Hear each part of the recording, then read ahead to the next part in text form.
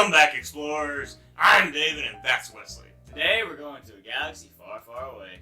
So journey with us as we go down the rabbit trail.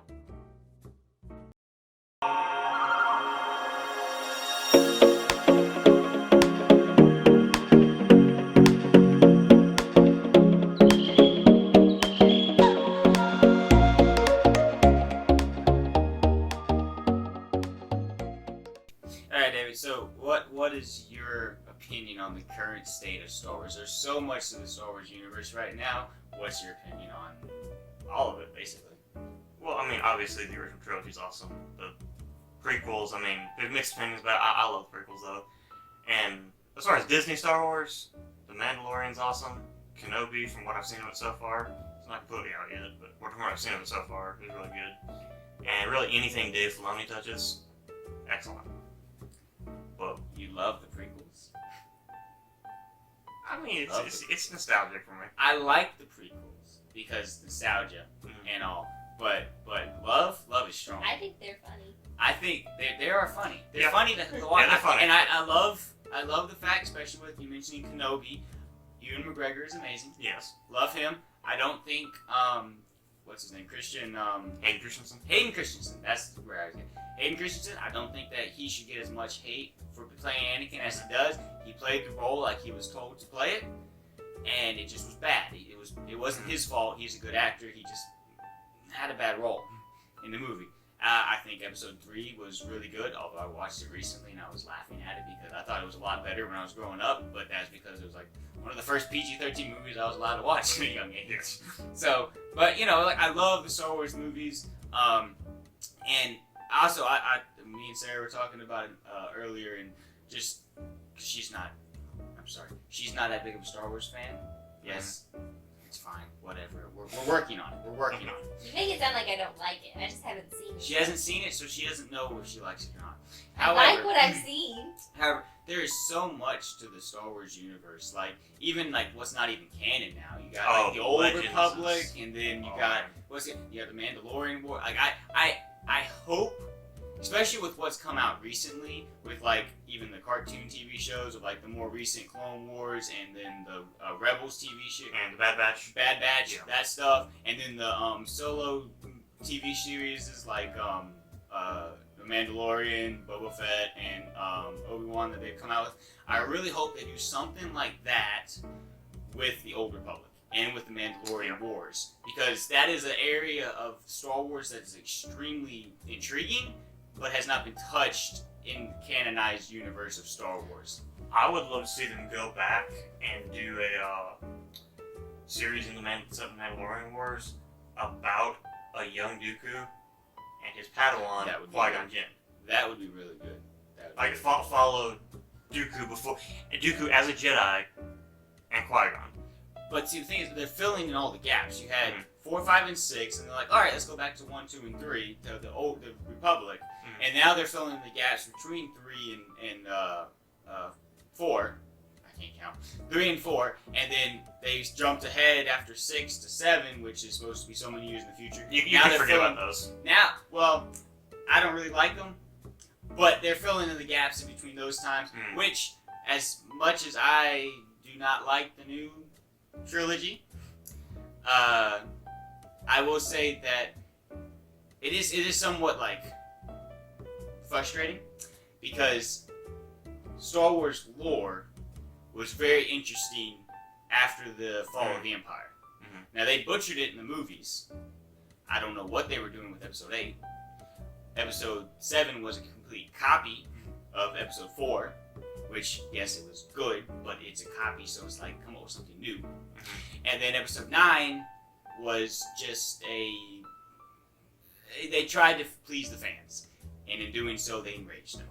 So, It didn't work because 8 had ruined it so much they couldn't come back. couldn't bring it back. I really wish that they had left J.J. Abrams as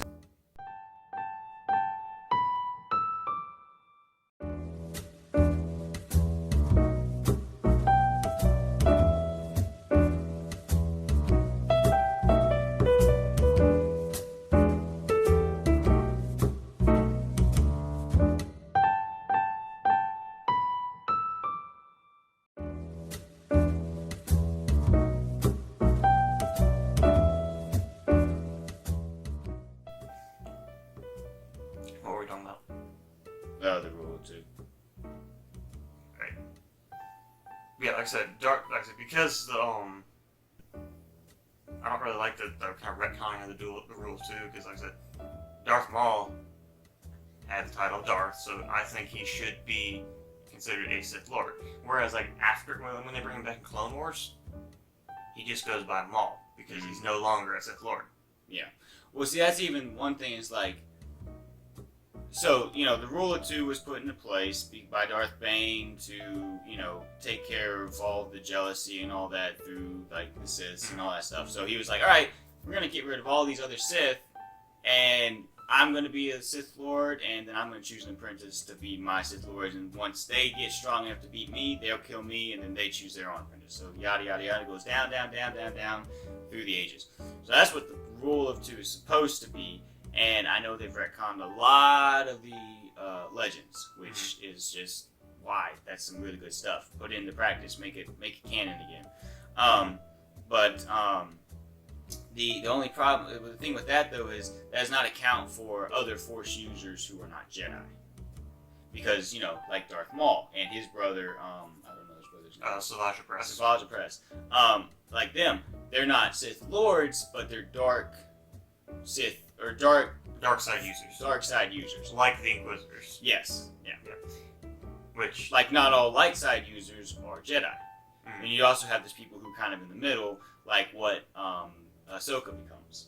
Kind of, she's like, well, she's not in the middle, but like no, she's more like a light side user, if not a Jedi. Yeah. People love the term Gray Jedi, but like in the middle or whatever, that's really overused. There's not like, I don't even think anyone in the mainline canon you could even really call a Gray Jedi. You have to think of like what you're saying though when you say Gray Jedi, because Like I'm talking about someone who's in the middle. that's what I'm saying. Like, Yeah. because all the like, if you don't have like okay, in the Marvel universe you have like Deadpool, who is like Sometimes a hero, sometimes a villain. sometimes a villain. Yeah, you don't have any like heroes or even villains that you sometimes root for and sometimes root against. Everyone is clear cut. Like the Star Wars universe is clear cut in who is good and who is bad. Mhm. And that is very obvious in watching the shows and the movies and all that stuff. None of them are. Sometimes they flip flop, like Anakin goes from the good to the bad. Well, no. Well, in my opinion, Anakin and Darth Vader are two separate characters. Well, yeah, but you get what I'm saying. Yeah, like I understand, it's yeah. the same. It's the same person. Now it's corrupted, but you have like okay, you root for Anakin, but then once he switches over to Darth Vader, he's the enemy. And you see that transformation. But like other than that, like all you're rooting for the hero because you know who the hero is. Mhm. And like all the theories about like Mace Windu being a Gray Jedi because he's got a purple lightsaber. Mm-hmm. Because it's if you take blue and red and mix them with purple. I don't really like that theory either. Well, see, the only problem with that is that it's not necessarily because you gotta look at it this way. Using what is traditionally thought of as Sith powers, like okay, Luke uses Force Choke, Anakin uses Force Choke. Okay, that is traditionally, especially because of the fact that Vader used it in the original trilogy, that is more something that's seen as a dark side power. Force Lightning, same thing. But just because someone like Mace Windu or someone like even Yoda were to use a power of that would not make them Gray Jedi. That would just mean that they are able to use dark side powers, which is not necessarily a bad thing. It's just using the Force in a different way. What the Force is basically dependent on your emotions. So that's why It Jedi. holds everything together. It binds us. I mean, yeah, but it's also like depending on your emotions. That's why like the Jedi are very like Against emotion. kind of. Yeah. So, well, actually, yeah, that's actually the best way to do it. Like at least in the Jedi Order in the prequels is very against emotion, and you have to remain mindful of your emotions. Which doesn't Luke kind of retcon that when he starts the New Order? Yeah, because that was one of the downfalls Yes. of the Jedi Order. So let me ask about that then, because in the Boba Fett TV show, there's that stuff with Luke and Yoda, and he's always telling him, oh, you can't have the attachment to the Mandalorian because, that's emotion, this and that. I thought Luke was supposed to not completely do away with it, but he was supposed to teach in a different way, which that leans more into the original Jedi Order, which I thought he was supposed to be doing it differently. I thought that was the way he was thinking, not something he thought over time. In some of the expanded universe, I think it's like in some stuff like that, Luke actually does get married and have connection, have kids and all that. So that was actually I think the original with all until they retcon a lot of it and are making their own stuff for it. And so like the original Legends Luke was actually supposed to kind of have done away with all that. Because of the just hypocrisy of the Jedi Order. Yeah. And also all that kind of a little bit is what fueled Anakin to turn to the dark side. Mm-hmm. Because of the, I guess, like forbidden romance or whatever, What's funny about that though is, I mean, obviously you can see it in the movies, and it's very obvious, like the way it's been done. But if he had never worried about it, it would never have happened. Because he was the reason that she died, But if it, let's say, like, I was talking about Duel of Fates earlier. Qui-Gon had a very different approach to, the Jedi walk as the rest of the Jedi Order. That'd probably be one that you could maybe classify, not as a great Jedi, but as a, like, in the middle kind of Force-wise user. If Qui-Gon had trained Anakin, see, Qui-Gon would have understood. Qui-Gon from some of the other stuff, like the TV shows and stuff, Obi-Wan knew about Anakin and Padme. Yeah. But he didn't say anything. He didn't say anything either to them or to the council. Obi-Wan even had a romance in the Clone Wars. Yeah. So, Yeah, I mean, he had his own romance with he understood it. Duchess Satine. But see, if I think if Qui-Gon had trained Anakin, he would have understood as well, and he would have known as well, but he would have been more open with Anakin. Anakin, I feel like, would have been more comfortable to come to Qui-Gon and say, I've been having nightmares about losing Padme. Yeah. Whereas, like, what Anakin ended up doing was went and talked to Yoda about it, but he was being very discreet with what he was saying, and then Yoda, maybe even knowing what was going on, just because of his level of Force abilities, may have known what more or less was going on with Anakin, wasn't, giving him maybe straightforward answers with a lot of it. So I do think, yes, if Qui-Gon had been around to help Luke along, it would have been a completely different outcome. Obviously, it would have been, because even one person being there would have completely changed it. But there was something I was going to go back to. I can't remember what it was. Oh yeah, with Obi-Wan and Duchess Satine, didn't Obi-Wan at one point even consider leaving the Jedi Order to go? I think that was one thing, like, because a conflict that he was having. Obi-Wan and Satine met when Obi-Wan was still an apprentice. Originally, because in Clone Wars they're like meeting again after a long time. I think if I remember correctly, and don't quote me on this, y'all, because I might be wrong, but this has been a while since I've watched the Clone Wars. But I think he mentioned something about that, about when he was an apprentice considering leaving because of Satine. Yeah, that's why I was like, I thought I remember something like that. Again, don't quote us on any of this stuff. This is our recollection of these things. Mm-hmm. We've gone through a lot of Star Wars videos, watching movies, stuff like that, so we know a decent amount. But once you get a lot of stuff in your head, you can't always access it at the same time. So,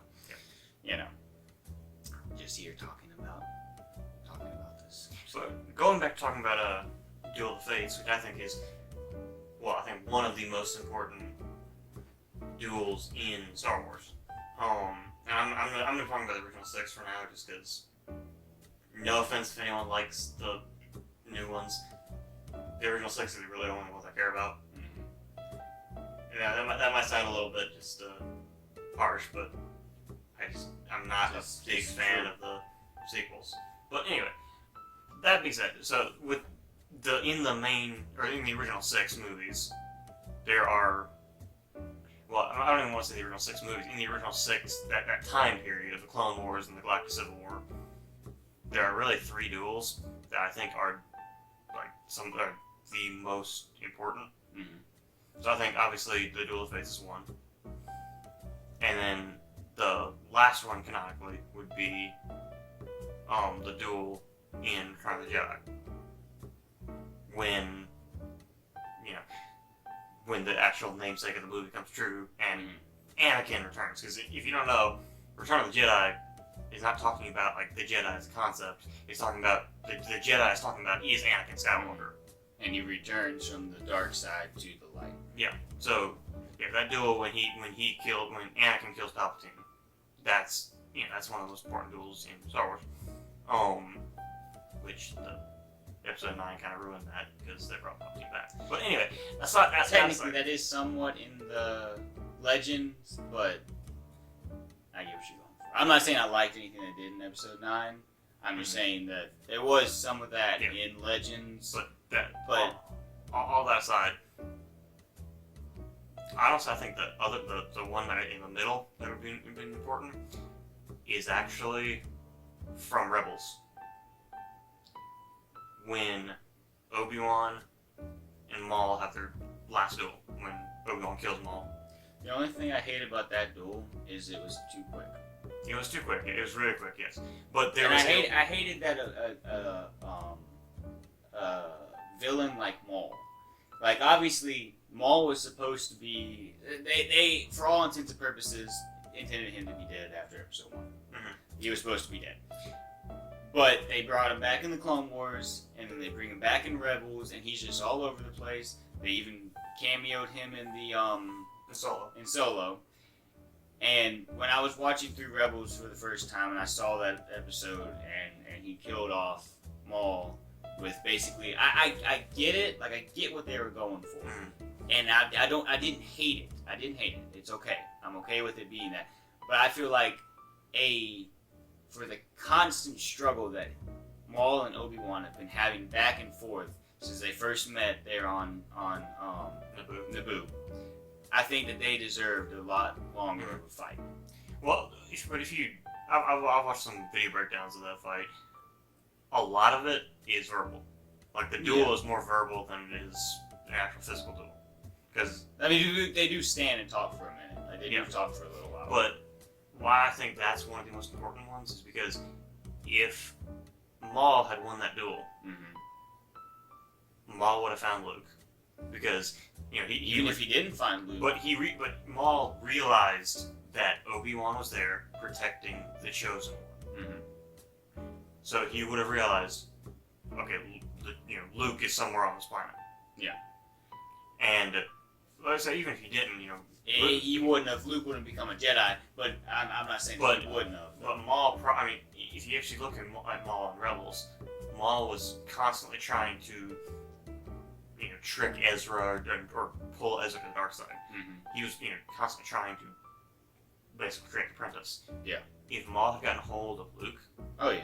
and created an apprentice, Luke would have become a dark side user, probably more powerful enough to destroy the Sith. Which they probably would have overthrown Vader and the Empire and all that still, but it wouldn't have been like a good outcome.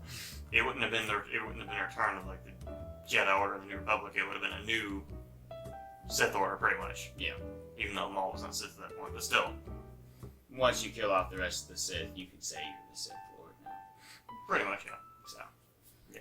Although I don't know, Maul kind of has some hatred for the He Sith didn't too. like the Sith, yeah.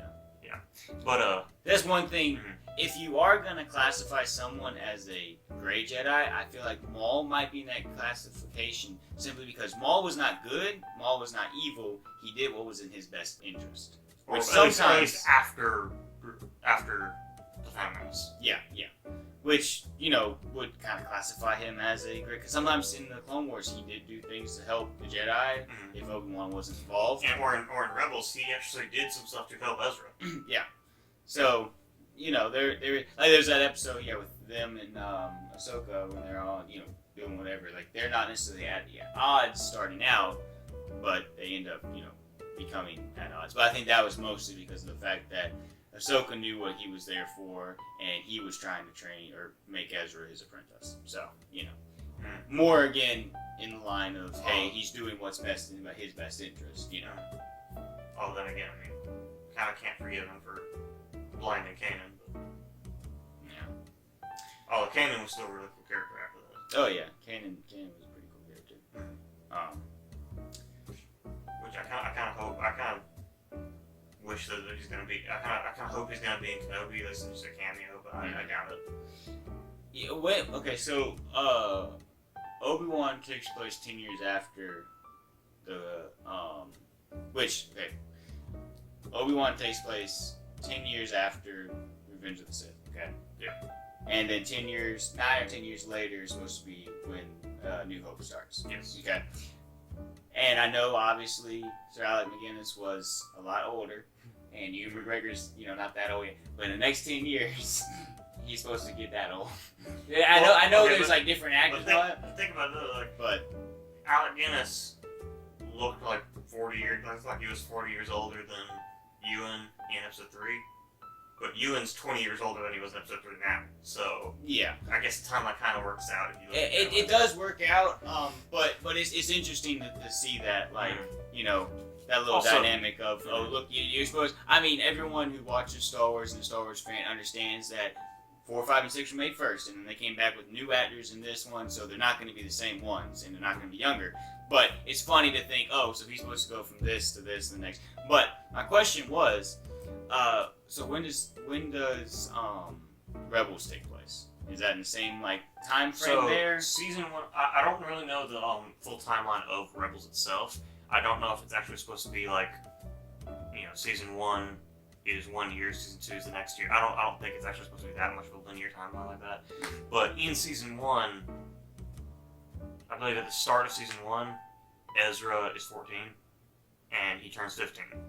And later, actually that episode where I talk about him turning 15, it's Empire Day, which was the birth, or the first day of the Empire, or it would have been episode 3 pretty much, when Palpatine, created the first Galactic Empire.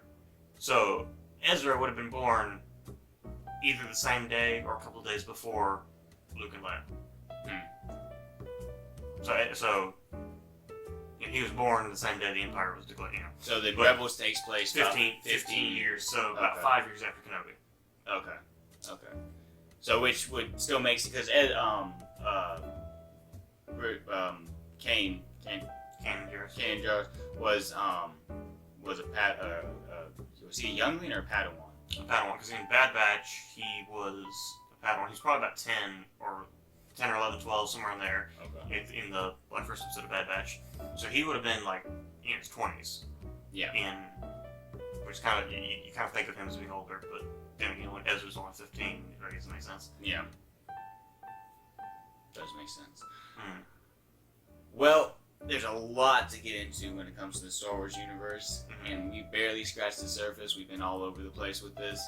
Yeah. So I think that we can probably cut it off right about here, and let us know if you enjoyed this video, and tell us if you want more Star Wars. Well, explorers, that's it for today. We're trying some new things out here, so we'd like to know what you think of it. Comment down below and let us know. Please like and subscribe, and we'll see you next time as we go Down the rabbit trail.